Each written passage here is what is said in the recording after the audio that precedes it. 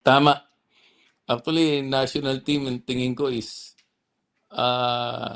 no-win situation. Can you allow us to peek into the spot as a head coach, the pressure, the choosing the pool, all the, expectations ng mga fans and all that stuff. Gaano katindi ba being a national coach? At the national team is just a different beast. Tama ba, coach?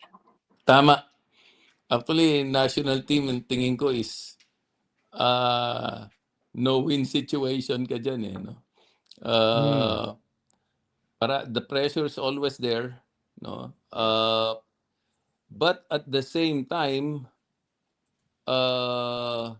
it's very fulfilling and satisfying kasi you're serving your country. So the pressure is always there. You will always be bashed.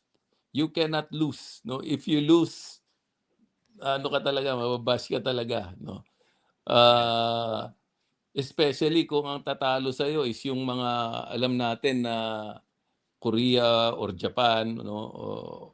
Or sometimes you can get upset, you will get bashed. But that's all part of it eh.